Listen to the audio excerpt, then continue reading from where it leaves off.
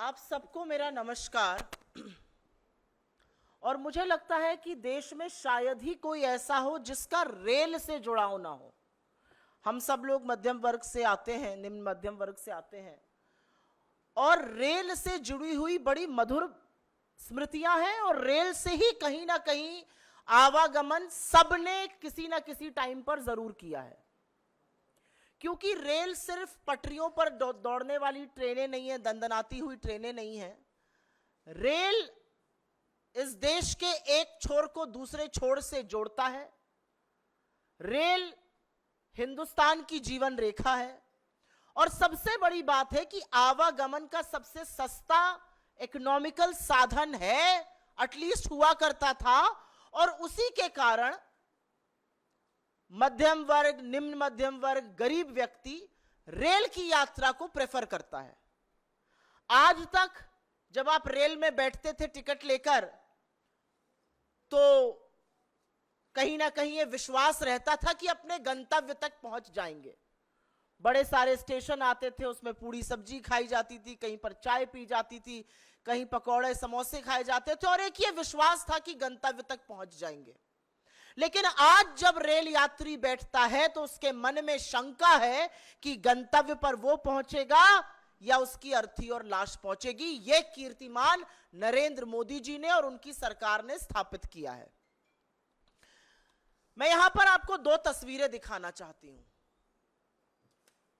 यह तस्वीर ठीक एक साल पहले इसी महीने जून की है। 2 जून 2023 को ओडिशा के बालासोर में भीषण ट्रेन हादसा हुआ था। करीब करीब 300 लोगों की मौत हुई थी और 900 से ज्यादा लोग घायल हुए थे। पश्चिम बंगाल में कल फिर एक ट्रेन हादसा हुआ। पटरी पर कंचनजंगा एक्सप्रेस थी, उसको पीछे से मालगाड़ी ने आके मारा। 15 लोगों की मौत और अभी तक 40 लोगों के घायल होने की खबर सामने आई है। ठीक एक साल पहले बालासोर ओडिशा में और एक साल बाद पश्चिम बंगाल में ट्रेन हादसा होता है। क्या बदला है एक साल में? आज पूछना पड़ेगा ना कि एक साल में क्या बदला है। लगातार ट्रेन हादसे हो रहे हैं और मैं एक सरकारी आंकड़ा आपके साथ साझा कर देती हूं। 1117 ट्रेन दुर्घटनाएं 2014 से 23 तक, और जानबूझकर 23 तक का ही आंकड़ा दे रही हूं, 31 मार्च 2023, क्योंकि ये हमारे आंकड़े नहीं है, आपके आंकड़े नहीं है, ये गवर्नमेंट ऑफ इंडिया के आंकड़े हैं।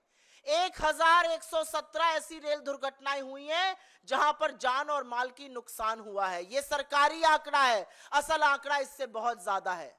मतलब हर महीने 11 ट्रेन हादसे हुए हैं। हर 3 दिन पर एक ट्रेन हादसा हो रहा है और उसमें जान और माल की क्षति हो रही है। तो क्या बदला एक साल में? इतना बड़ा बालासोर का ट्रेन हादसा हुआ, हम सब ने लाशों का अंबार देखा, परिवारों को उजड़ते हुए देखा, छोटे छोटे बच्चों को बिलखते हुए देखा। क्या बदला एक साल में? बालासोर से पश्चिम बंगाल क्या बदला? क्या बदला 2014 से 2024 में? मैं एक सूची पढ़ देती हूं, आपको दिखा दिया, लेकिन छोटी सी एक सूची है। 2014 में गोरखधाम एक्सप्रेस डीरेल हो जाती है, 25 लोगों की मौत होती है। इंदौर पटना एक्सप्रेस का हादसा होता है, 150 लोगों की मौत होती है। कैफियत एक्सप्रेस में 70 लोग घायल हो जाते हैं। पुरी उत्कल एक्सप्रेस में 30 लोगों की मौत हो जाती है। बीकानेर गुवाहाटी एक्सप्रेस में 36 से ज्यादा लोग गंभीर रूप से घायल होते हैं, 10 लोगों की मौत होती है। बालासोर मैंने आपको बताया, लगभग 300 लोगों की मौत और 900 से ज्यादा लोग घायल, और कल 15 लोगों की मौत और 40 लोग घायल। और ये मैंने सिर्फ कुछ आंकड़े बताए। 1117 ऐसे हादसे हुए हैं। तो जिम्मेदारी किसकी है? जवाबदेही किसकी है? इस देश में हमने वो भी मंत्री देखे हैं, अगर उनके डिपार्टमेंट में अगर रेल मंत्री रहते हुए ऐसे हादसे हुए हैं तो उन्होंने अपने पद से नैतिक जिम्मेदारी लेते हुए इस्तीफा दिया है। फिर वो लाल बहादुर शास्त्री जी हो, नीतीश कुमार रहे हो, माधवराव सिंधिया रहे हो, ममता बनर्जी रही हो, मधु दंडवते रहे हो, जॉर्ज फर्नांडिस रहे हो, सब लोगों ने नैतिक जिम्मेदारी लेते हुए इस्तीफा दिया है। लेकिन आज हिंदुस्तान का रेल मंत्री रील मंत्री बना हुआ है। नैतिक जिम्मेदारी छोड़ दीजिए, आज भी हादसे के वक्त रील कैसे अच्छी बनेगी उस पर चर्चा हो रही है। बालासोर के वक्त अश्विनी वैष्णव जी वहां पर आए, डाइव कर रहे थे, किसी के नीचे घुसकर झांक रहे थे, ट्रेन के नीचे घुसकर 2-4 टेसू बहा रहे थे। क्या किया आपने रेल को सुरक्षित करने के लिए? आप कल पहुंचते हैं वहां पर, आप रेल मंत्री हैं, आप गाड़ी से भी जा सकते थे, लेकिन वीडियो ज्यादा बेहतर तब आएगा जब आप जूम जूम जूम करके मोटरसाइकिल से जाएंगे।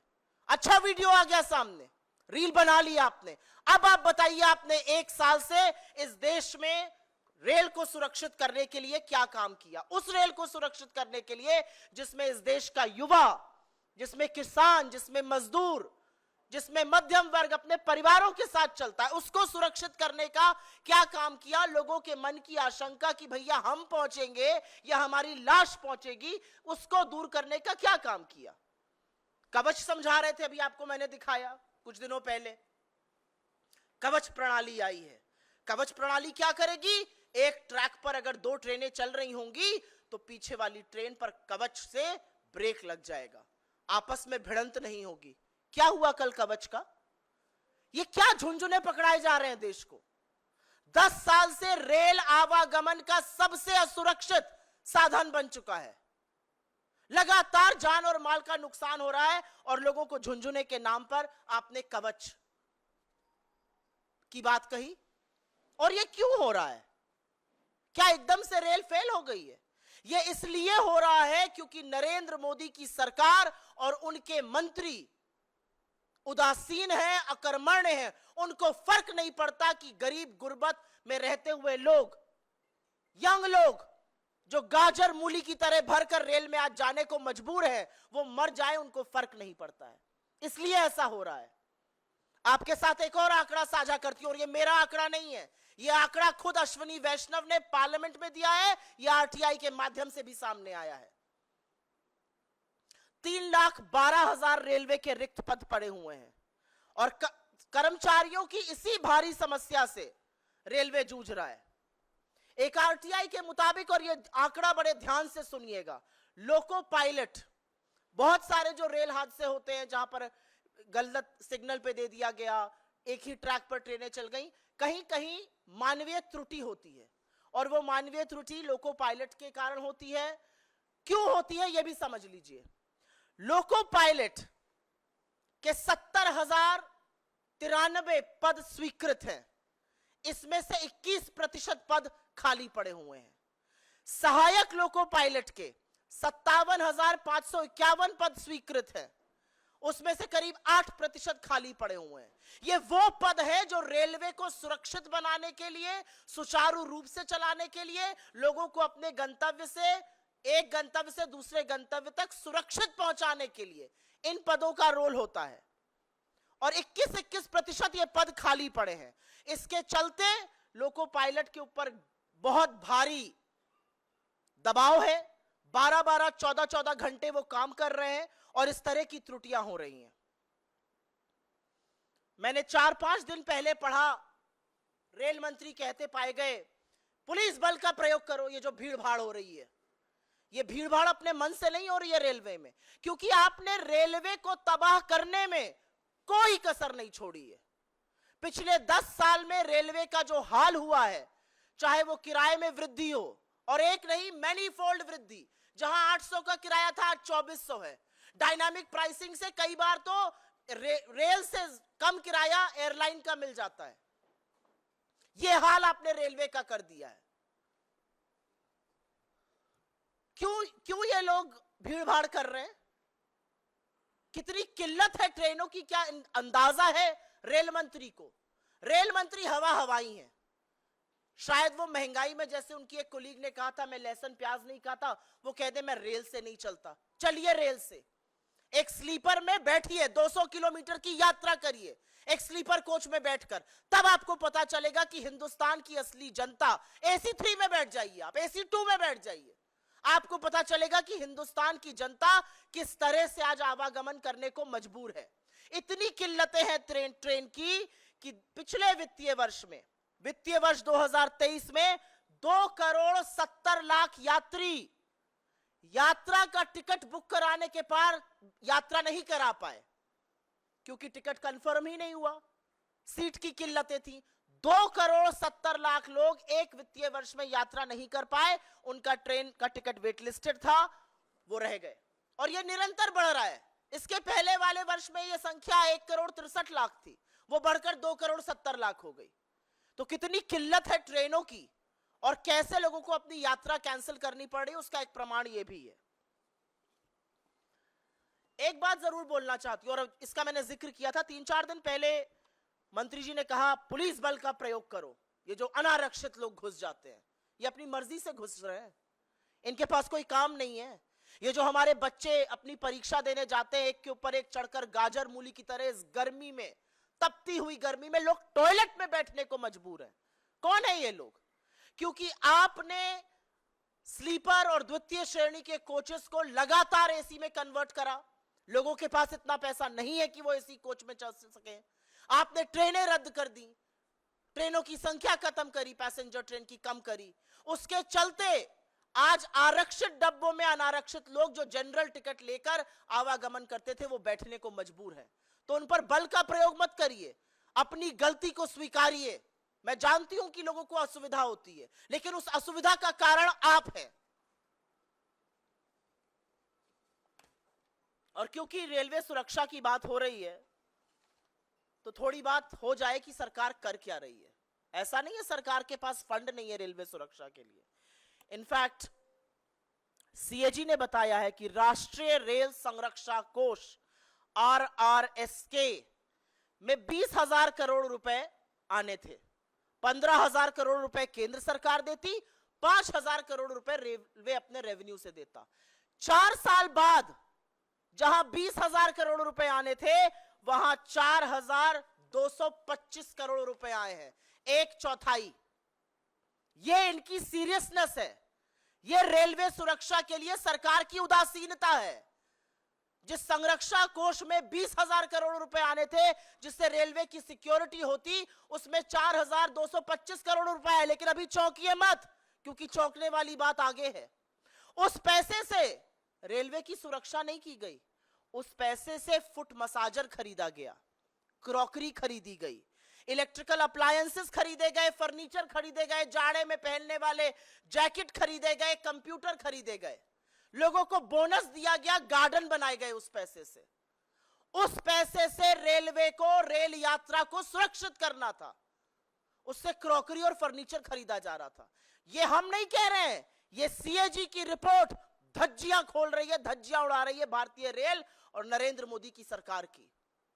ऐसे मंत्रियों की जिन्होंने शायद रेलवे में कभी सफर ही नहीं किया। अगर सफर करते तो समझते लोगों को क्या झेलना पड़ रहा है।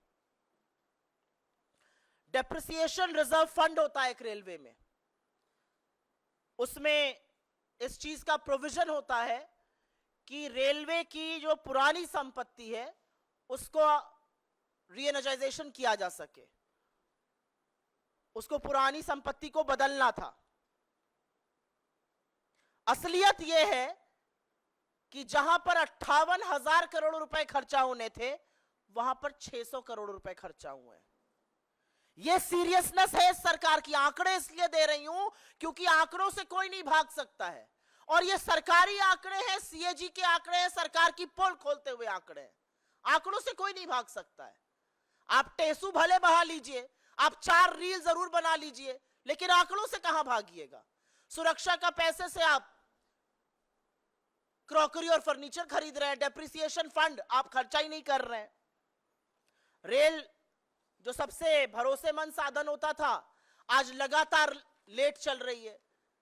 मुझे याद है एज अ स्टूडेंट मैं लखनऊ से दिल्ली और दिल्ली से लखनऊ बहुत करती थी, और कभी संशय नहीं रहता था। जब शुरू में नौकरी भी ज्वाइन करी थी तो संडे रात को लखनऊ से बैठो, मंडे सवेरे पहुंचो, तड़ाक से ऑफिस पहुंच जाओ। आज नहीं पता इस बात का। आज नहीं पता है कि ट्रेन 4 घंटे लेट होगी या 5 घंटे लेट होगी या 9 घंटे होगी या 24 घंटे लेट होगी। असलियत यह है कि पैसेंजर ट्रेनों में से 17% ट्रेनें लेट चल रही हैं। एक वर्किंग मिनट्स होते हैं, 1,10,00,000 वर्किंग मिनट रेलवे ने बर्बाद किए हैं अपने ट्रेनों के लेट चलते हुए। क्यों लेट चल रही हैं ट्रेनें? क्या जो ट्रेन से लोग चलते हैं वो काम धंधा नहीं करते हैं? क्या जो ट्रेन से बच्चे परीक्षा देने जाते हैं, जो लोग एक जगह से दूसरी जगह जाते हैं, क्या वो काम धंधा नहीं करते? क्या उनके वक्त की कोई अहमियत नहीं है? क्योंकि सरकार की उदासीनता सबसे ज्यादा भारतीय रेल झेल रही है। असलियत यह है कि रेल को तबाह करने के लिए इस सरकार ने कोई भी कसर नहीं छोड़ी है। हमारे रेल मंत्री को अगर मैं रील मंत्री कहूं तो शायद गलत नहीं होगा। रील बनाने का बड़ा शौक है, वंदे भारत की रील बनाते हैं, बुलेट ट्रेन की रील बनाते हैं, बनाइए।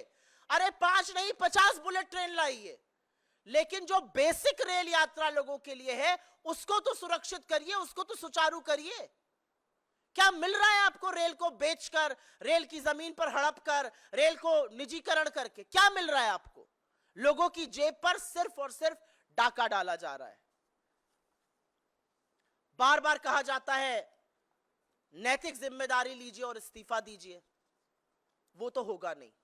हम मांग जरूर करेंगे लेकिन वो होगा नहीं। और इसलिए नहीं होगा क्योंकि अगर नैतिकता होती तो ब्रजभूषण शरण सिंह को गोदी में नहीं बिठाए रखते। अगर नैतिकता होती तो अजय मिश्र टेनी को मंत्री बनाकर नहीं रखते। अगर नैतिकता होती तो प्रज्वल रेवन्ना के प्रचार में नहीं जाते। अगर नैतिकता होती तो इतनी निर्णायक नैतिक हार के बाद नरेंद्र मोदी इस देश के प्रधानमंत्री नहीं बनते। So what is happening in this government is essentially flowing from the top. असलियत यह है कि प्रधानमंत्री पद पर रहते हुए व्यक्ति ने रेल को बर्बाद करने में कोई कसर नहीं छोड़ी है, और रही सही कसर जो है वो अश्विनी वैष्णव पूरी तरह से लगकर पूरी कर रहे हैं। I will very briefly make some of the statements in English on this. Railways is perhaps the most preferred mode of transport as far as India's middle class, lower middle class and the poor are concerned, simply because it is the most economical means of transportation. I am showing you two pictures here. One of Balasore in Odisha exactly a year back in June 2023, and here is another picture of Kanchenjunga Express which met with an accident in West Bengal yesterday, killing 15 people and injuring 40 others. 1,117 rail accidents according to the government data have happened in the last 9 years from 2014 to 2023, which means an accident every 3 days, and these accidents have resulted in loss of life and property. There is a list of accidents that I can keep going on, but who is responsible? Who is going to take the moral responsibility for this? We've seen railway ministers in the past own up to moral responsibility, resign from their positions of influence and power. But here we have a railway minister who does not miss an opportunity, even in the time of plight, even in the time of tragedy, to make reels. He is not the rail minister, he is actually the real minister of India.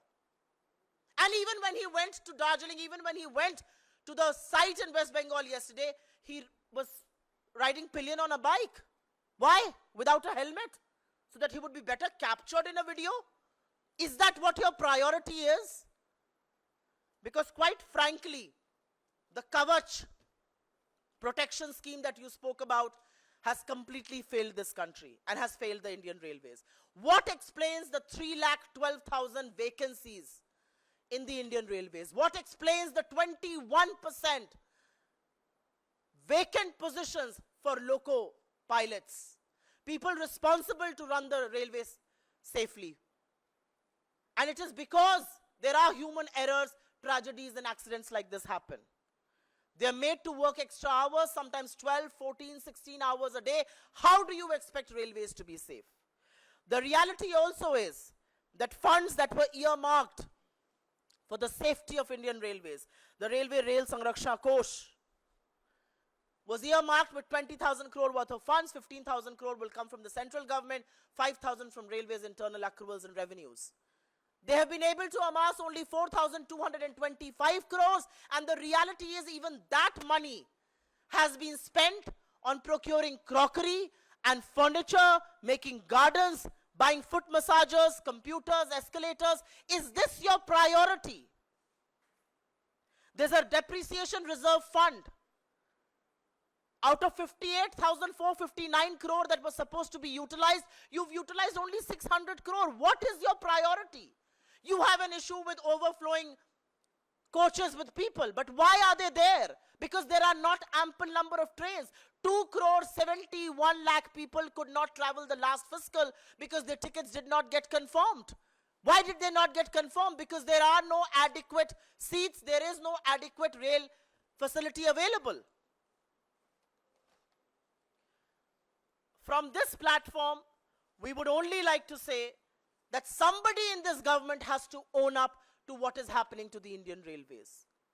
The insecure travel of Indian Railways is a huge cause of concern for common masses of this country who prefer traveling by railways because it is economical. I do believe that Ashwani Vaishnav's priority should be railways, but Ashwani Vaishnav को rail को बर्बाद करने के लिए उनकी पदोन्नति हुई है। पिछली बार वो रेल और आईटी मंत्री थे, इस बार उनको आईएनबी भी दिया गया, पुरस्कार दिया गया, मेडल पहनाया गया है। और तेजी से बर्बाद करो रेलवे को, उससे ज्यादा तेजी से हम निजीकरण करेंगे। ये असलियत है। आपके सवालों का स्वागत है। रेल पर अगर रहेंगे तो अनुग्रहित रहूंगी।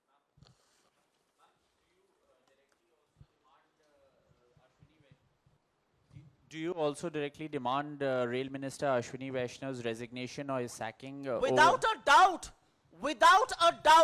a sensitive government, a government that is responsible and accountable, will fix accountability for every minister and every department.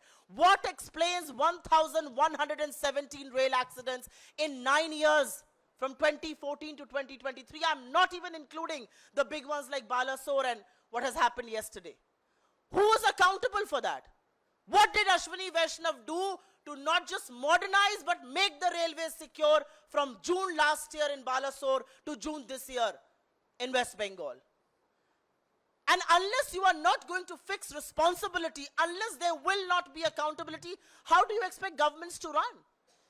How should people trust governance? How should people know that they will be safe while traveling by Indian Railways? Absolutely, without a doubt, without blinking an eyelid, Ashwani Vaishnav has no moral authority to remain in the position that he continues to enjoy. Supriya जी, जिस कवच system की आप बात मैं कर इसको रही हैं, हिंदी में भी बोल देती हूँ, 2 मिनट रुक जाइए, मैं इसको हिंदी में भी बोल देती हूँ। मुझसे सवाल पूछा गया कि क्या हम अश्वनी वैष्णव का इस्तीफा मांगते हैं। बिल्कुल बिना संशय के, बिना पलक झपकाए, अश्वनी वैष्णव जैसे व्यक्ति को रेल मंत्री के पद पर बने रहने की कोई भी नैतिक जिम्मेदारी नहीं है, कोई नैतिकता नहीं है। असलियत यह है कि अश्वनी वैष्णव जैसे लोगों की नाक के नीचे रेल असुरक्षित होती जा रही है। मैं जानना चाहती हूं कि पिछले साल बालासोर से इस बार पश्चिम बंगाल में हुए हादसे के दौरान एग्जैक्टली 1 साल, 2 जून 2023 को बालासोर में भीषण हादसा हुआ था। अब पश्चिम बंगाल में 1 साल इस मंत्री ने रील बनाने के बजाय, कवच का जुमला पहनाने के बजाय क्या काम किया, यह मैं जानना चाहती हूं। 2 ट्रेनों लेकर दिखा रहे थे, ट्रेन को सुरक्षित करने के लिए क्या काम किया? कैसे लोगों को यह विश्वास होगा कि रेल सुरक्षित है? और ऐसे व्यक्ति का अपने पद पर बने रहना हम सबके लिए आपत्तिजनक बात है, गलत बात है, ऐसा नहीं होना चाहिए। असलियत यह है कि जिस मंत्री को अपने पद से तुरंत बर्खास्त कर देना चाहिए, उस मंत्री को पदोन्नति दी जा रही है और तेजी से बर्बाद करिए रेलवे। असलियत यह है कि उनको अब एक आईएनबी का भी चार्ज दिया गया है। अभी आपने कम बर्बादी करी है रेलवे की, अभी और करिएगा। सुप्रिया जी, जिस कवच की आप बात करें, 2012 में जब आपकी सरकार थी, इससे डेवलपमेंट का काम शुरू हुआ था। उस समय यह तय किया गया 7,000 किलोमीटर प्रति वर्ष इससे इसको लेस किया जाएगा, लेकिन इतने वर्ष के बावजूद भारत में जो लगभग 1,15,000 किलोमीटर रेल मार्ग है, मात्र 1,500 किलोमीटर इसकी जद में आए हैं। वहीं अगर इंजनों की बात करें तो लगभग 15,000 रेलवे के इंजन भारत में हैं और अब तक मात्र 139 इंजन को कवच से लेस किया गया है। तो इसीलिए तो मैं कह रही हूं, कवच का झुंझुना मत दीजिए देश को, इस देश को सुरक्षा का कवच दीजिए। सवाल इस बात का है। जी नमस्कार, इनको माइक दे दीजिए। मेरा सवाल थोड़ा सा इससे हटकर है। अगर रेल पे कोई और सवाल हो तो उसके बाद आपका ले लेंगे। रेलवे पे कोई और सवाल है क्या? एक सवाल मेरा है सुप्रिया जी।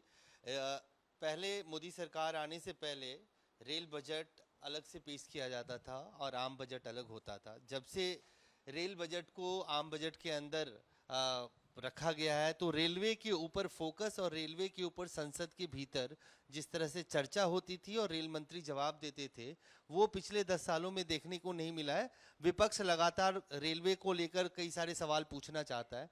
आप लोगों की क्या राय है कि अब मोदी 3.0 में या एनडीए 3.0 में क्या आप लोग ये मांग रखेंगे कि जिस तरह से रेल हादसे हो रहे हैं रेलवे के बजट को और रेलवे पे चर्चा संसद के भीतर अलग से किया जाए? सबसे पहले तो मोदी 3.0 जैसी कोई चीज नहीं है।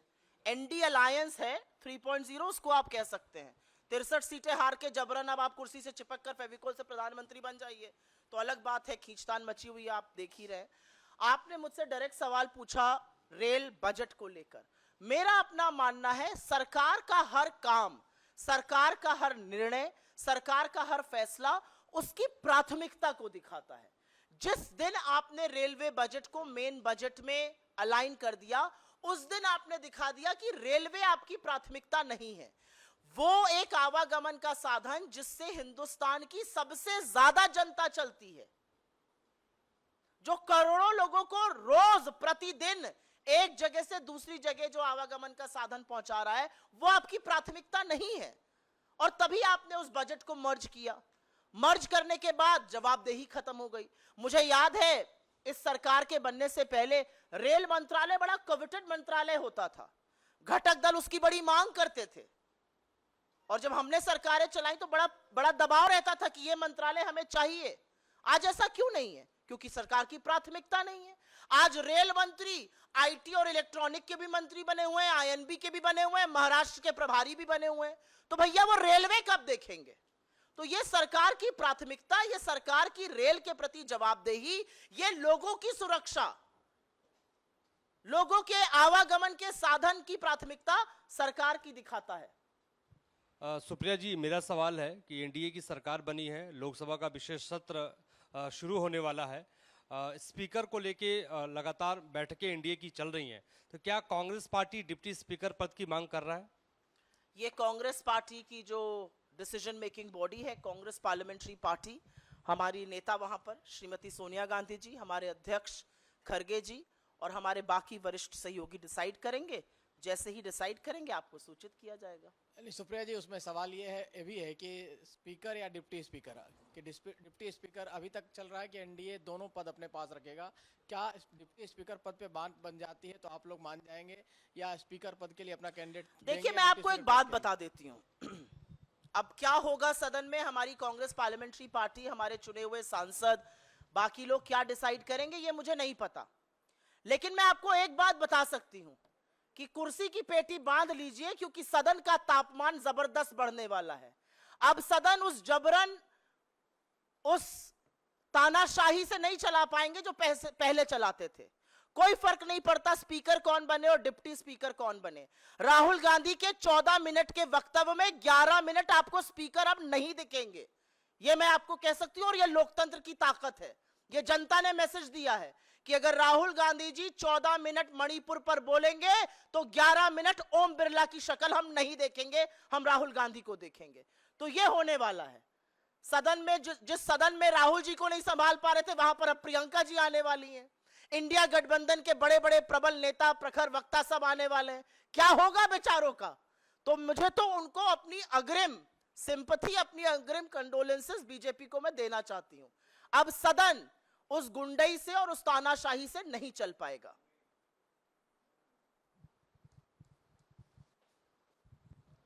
मैम, मेरे दो सवाल हैं। जी। एक राहुल आपका तो गांधी एक ने, कभी होता ही नहीं है। जी मैम, एक तो कभी आपका होता ही नहीं है। जी जी बताइए।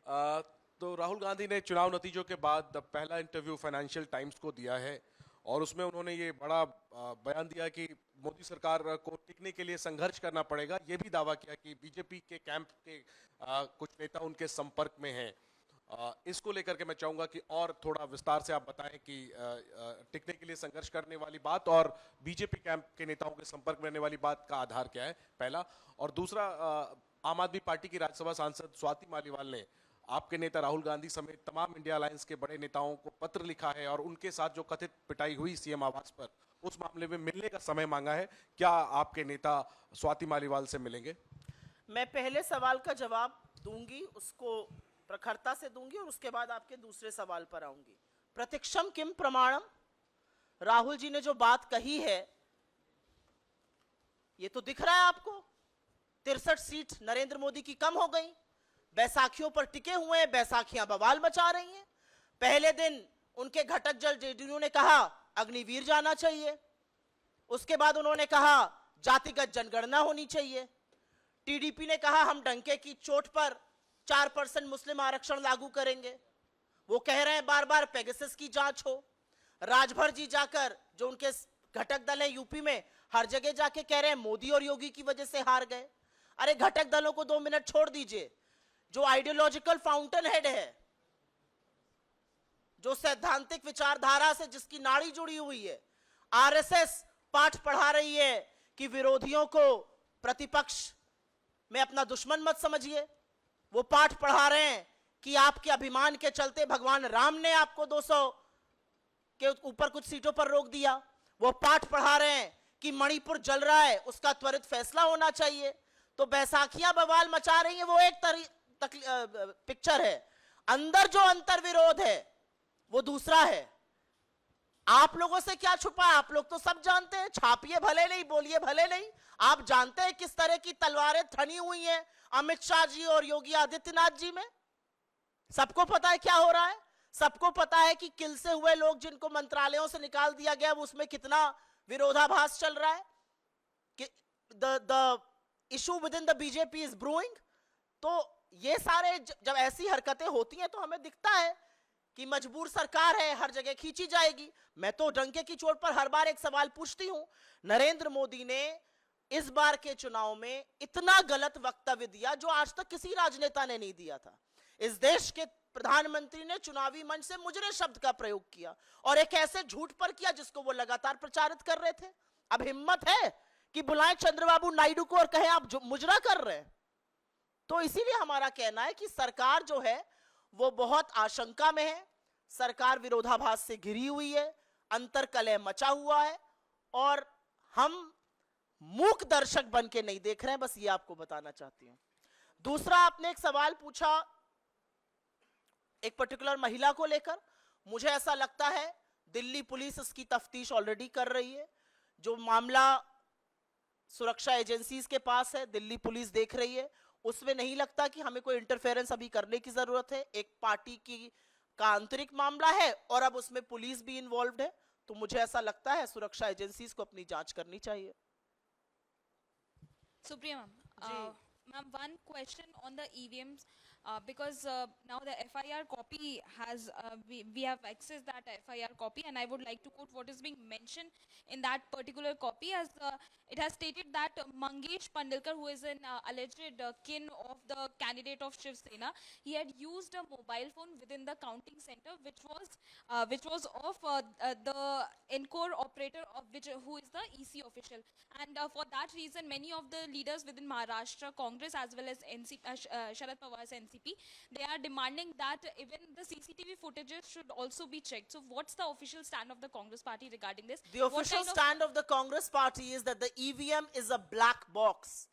Nobody knows what's happening there.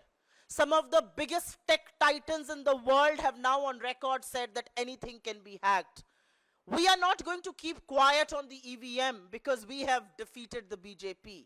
We believe that in a democracy like India, if even one voter has a doubt on his or her vote, we need to address that concern. And we will take this discussion, we will take these discrepancies, we will take this discussion to its very, very logical end. That's our stand. Thank you. बहुत-बहुत धन्यवाद आप सबका।